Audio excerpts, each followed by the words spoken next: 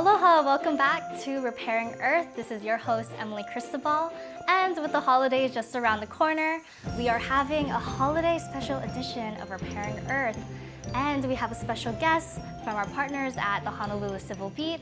This is reporter Cassie Ordonio. Welcome to Repairing Earth. Oh, thanks for having me. Yes, so excited to have this conversation talking about being sustainable during the holidays. And you know, you're a general news reporter at the Honolulu Civil Beats, but I also noticed that you have a knack and interest for plants. And that's actually what compelled me to reach out to you about the story that you did about this farmer who is trying to change what Christmas trees look like in Hawaii. Instead of the usual pine trees, he's hoping to push forward this idea of using a native tree instead. Can you talk a little about this new effort? So this new effort came from Rick Barboza. His nursery is based in Kaneohe. So he wanted to introduce a native alternative called Alahe'e. And so Alahe'e, he actually wanted something that grew vertically similar, but also he didn't like the idea of having a dead tree in his house because there's no point of keeping a tree that you're eventually going to throw away. So the Alahe'e, when he was scanning his nursery, Alahe'e vertically matched the appeal of a Christmas tree. So not only that, it doesn't shed as much as like the Norfolk pine. I know this is fake, but it doesn't shed as much. But also what's cool about it is you can also kind of like, you know, just like a regular tree, you can like snip it a little bit to kind of make it more visually appealing. But because it grew similarly and the branches are thick enough to hang ornaments, he was like, this is the one. But I do want to note that and Rick has told me probably thousands of times during the interview, it's not just the Alahe'e that he wants to promote as a native Christmas tree. It's just any native tree here in Hawaii that he wants to promote as like an alternative for a Christmas tree. But Alahe'e was just like the closest visually appealing tree that kind of represented your traditional Christmas tree, like a noble fir or Douglas fir. And so he started testing it in 2015. He had his kids decorate it, and he still actually has this tree till this very day. Wow, that's so awesome. And Alahe'e, I'm not too familiar with that tree. Can you kind of describe it for our viewers of what it kind of looks like? It's actually part of the coffee tree family, and so it's supposed to be more of this shrub-looking tree, and it kind of like has this like waxy feeling to it. I never actually really got to touch it, but just reading on Rick Barboza's website, it's very thick, and like the branches are thick enough to where you can actually hang the ornaments. The only issue with the tree is that you cannot consume it. It's actually toxic to humans and animals, but I mean, if of course you're not going to eat the tree. But the other thing that's pretty about the tree is not only can you hang ornaments, it also blooms at least twice a year. So it has these pretty white flowers and is very fragrant. And not only that, it's still alive. So you can buy it within the pot and keep it in your home. But it generally likes being in sun. So it can stay in your house for maybe about a month. But then after the holidays, you can put it outside, plant it, and keep it for generations. Yeah, and Alahe'e is native to Hawaii. Where can you find these trees usually? They're actually, when I was talking to Rick, they're found all over the island, mostly on Oahu. They're not endangered, so they mostly grow into these like either wet or dry forests, and they're pretty sustainable.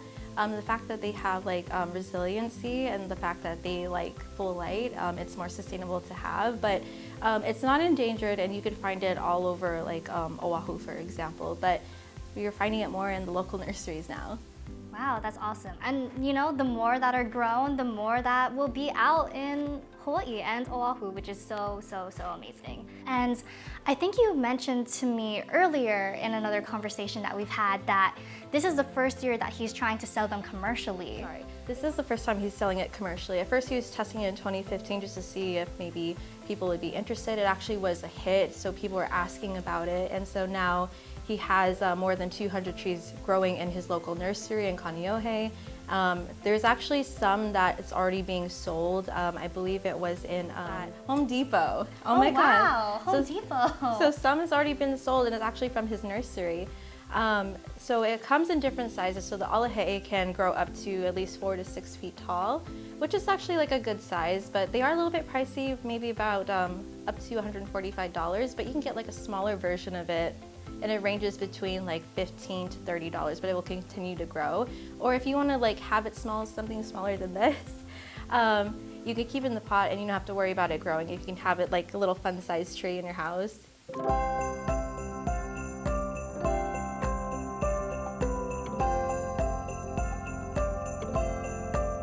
Oh, that's awesome. It's good for like, a regular Christmas tree, or if you just want to have some decor around like your office space or like your home as well. And this idea of having a native tree especially, but having a tree that you can repurpose for years, it keeps growing, it's just a more sustainable option. Can you talk a little bit about these more like sustainable options in celebrating Christmas and kind of like the impact that it can have on the environment?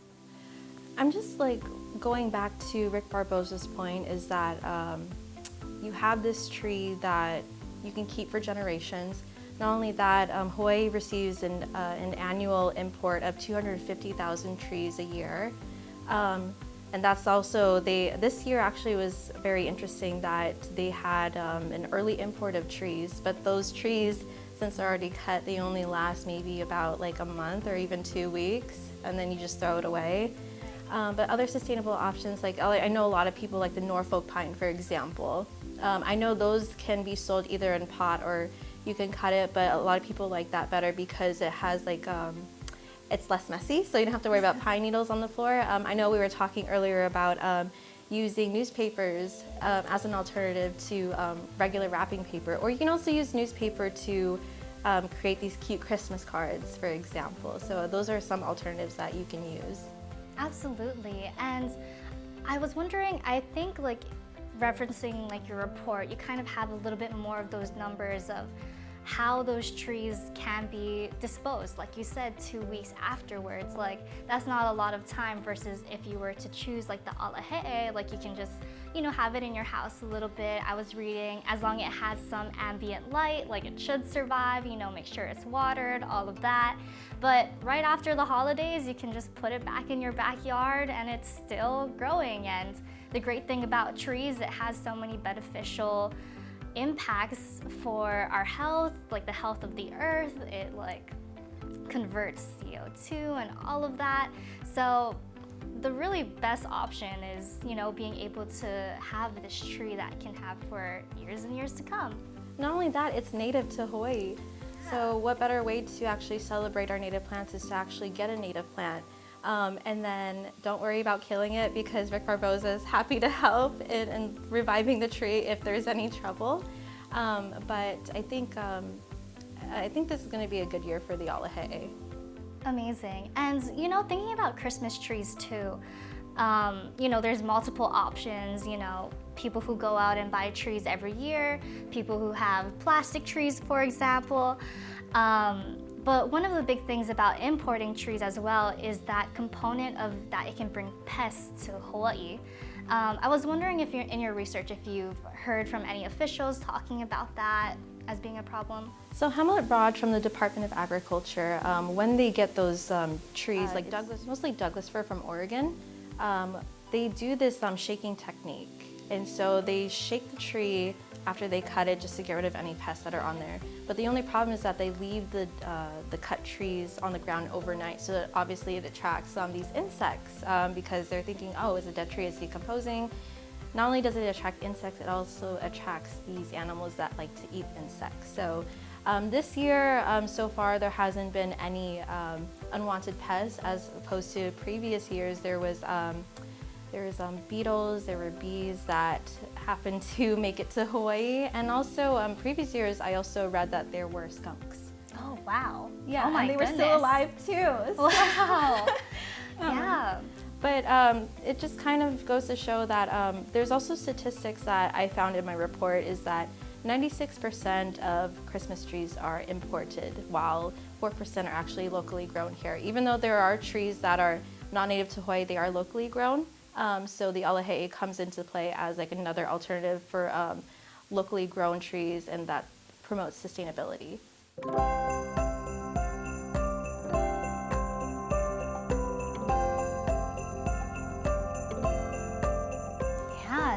absolutely. And 96%, that's a huge chunk of trees that are being imported into Hawaii. And thinking about just like the climate change aspect of it, of having to first cut down these trees and then ship them all the way to Hawaii from Hawaii's imports, that's already a whole nother story of things that are coming into the state. But just the carbon footprint of that alone. The thing that like I'm noticing like from the reporting is that people just love Douglas firs and noble pines for whatever reason, just because it's that traditional Christmas tree look. And also it I do understand from the Oregon standpoint is that like you need to commercially sell these Christmas trees in order to make profit. And I know you gotta feed your family or whatever, but just to have it come over here just to be thrown away eventually, it's still kind of a waste. I know Honolulu and the other counties do a good job of doing green waste. So you, even though you're throwing the Christmas tree away, if you can break up parts of it and then it can like turn into mulch and then you can get it later, that's another alternative, but it still doesn't excuse the fact that you have these trees that are being imported by ship. And I wish I had the numbers, and if there weren't available numbers out there to see how many. Absolutely. Yeah. And another thing too, like talking about disposal of these trees, like some people sometimes they just like go out and do bonfires with the trees afterwards, and you know, I feel like that other option of green waste and being able to like use it as mulch is a more sustainable way of disposing Christmas trees as well. Yeah, but you also have to be careful how you break it down. I remember talking to Christy Martin. She's a invasive species expert at UH Manoa. She said if you don't break down the Christmas tree well enough, it ends up being thrown away eventually. So there's like a certain way that you could break down this Christmas tree just so you can turn it into mulch later on. There's kind of like this technique to actually breaking it down. I've never had a real Christmas tree before, other than like, I know my grandparents would have fake Christmas trees. Mm-hmm. I know fake Christmas trees is also alternative because then you don't have to worry about eventually throwing it away, but also it's the fact that it's plastic, or I don't know what this material is. No, I'm touching it absolutely. so much. Yeah, I totally agree. I think I was reading a report as well that kind of looked at the difference between what's better, a real tree versus like a fake plastic tree.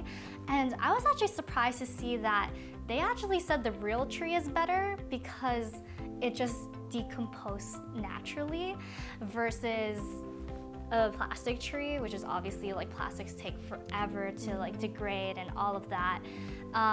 But they did say that if you do get a fake Christmas tree, if you do use it for a like certain amount of time, like years, then it's like worth that cost of versus like cutting down the tree and all of that. But I am also a fake Christmas tree user. Like it's been like, I think the last time that I had like a real Christmas tree was when I was like a little kid. So right now it's just been plastic trees my whole life besides that. That was actually the same thing for me because my grandparents, they're getting older now, so they couldn't haul in just like, even if it's a small real tree like this, it's just having them do all the work to just throw it away. So I also grew up with like a fake Christmas tree. I know it sounds really bad, but at the same time, like I think they still have that. No, they definitely still have that tree, and they've had it since I was maybe like 10 years old, and now I'm 30. So yeah, I mean, well, at least we're making our use of it, and that is the important thing. You know, I wanted to go back to a topic that you brought up, that the alahe'e is native to Hawaii, and what a big importance that is for a place that's often called the endangered species capital of the world. Can you talk a little bit about like the importance of native plants? Oh man, there's so much. I wish we had more time. Yeah. That's a really good question, actually. Because when you think of native trees, it's just kind of like it's native here. And not only does it help with just like people here and living, it helps aquifers, it helps watersheds, it also helps our native animals as well. And the fact that it's already being affected, highly affected by these invasive species like devilweed, for example, or for example, pampas grass. When you look at pampas grass, for example, I didn't realize it was like such a problem, especially on Maui. It basically, it's this clumping grass that takes up all the nutrients from other plants. devilweed does the same thing. And bringing up like when you bring native plants back, you also like the native fauna will also come back as well. I was actually out in an interview, and one of the things that they mentioned is that they're always throwing out ideas of creating bird sanctuaries or certain sanctuaries for certain animals, but one of the best ways to bring these animals back is to just bring back the native plants and restore the native ecosystem versus creating these separate sanctuaries of trying to bring the bird back. Yeah. I think it's important also to note like the local nurseries who are actually growing like native plants here, just to kind of promote it more and also to kind of plant it more. And the fact that these native plants aren't invasive means that it will also help the environment. It will help the watersheds. So I'm hoping we'll see more of these local nurseries like promote more like native plants in the future. I know I keep talking about Rick Barboza and his efforts, but I do know there's another local nursery on the Big Island that also sells alohe, not officially as a Christmas tree, but at least if other folks from the other neighbor islands want more native plants, there are local nurseries on neighbor islands that they can go to. Just kind of have to like poke around a little bit more, because some of them, they're not on commercials, for example. You just kind of have to like scout for them and maybe just ask questions, but they are there to help though.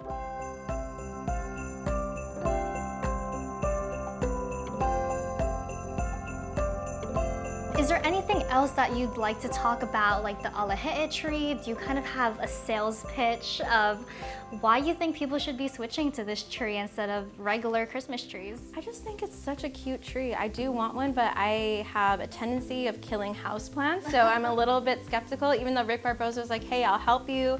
But I just want to like make sure if I can keep the houseplants in my house alive, then maybe I can feel better about buying a native plant, because the plants that I have they're not invasive, but I don't know. It's just that they're not native, so if they do die, I don't feel as bad. Right. But I think about the alohe, it's the fact that it blooms these really pretty flowers. I'm trying to compare it to one flower. It almost looked like the flowers in Tahiti, that white flower. It blooms just like that, but it comes in these clusters, and I was just like, oh, like this is actually better than like hanging ornaments. However, I think you can hang ornaments on it. I know Rick Barboza, if you break down alohe, I think it means wandering tree, but if you break it down, like he'e means octopus. So he actually sent me photos. Rick Barboza sent me photos of him decorating the tree and these fishing lures shaped like he'e, the octopus. And I thought that was like super cute. It was like a play on word on like the tree. So I think it's just maybe something to consider. Like you don't have to buy the tree, but at least it's there, that you can consider buying and then keeping it for generations. Absolutely. And what is his nursery called? It's Huiku Maoliola. Okay, awesome. Yes, and if you want to read more on the story, you can read it on Honolulu Civil Beat, and we'll also put a link at hawaiinewsnow.com. And before we leave you, we just wanted to talk a little bit more about sustainable ways that you can celebrate the holidays. I know Cassie mentioned earlier about using newspaper for cards and all of that, and even wrapping presents. I think a great alternative as well is I've seen like in Japanese, like when they make lunch boxes, they use the fabrics and they use cloths to wrap their presents. I think that's also super awesome. And like a big thing is shop local. Can you teach me how to do like that one thing that you're talking about? Yeah, absolutely. Like the best way to do is like YouTube videos. Like that's like, and then just kind of follow, kind of like when you learn how to do like origami sometimes and stuff like that. But I was wondering if you have any other like local or just sustainable ways that you can think of. I'm still sticking to the Christmas cards because I'm a card hoarder.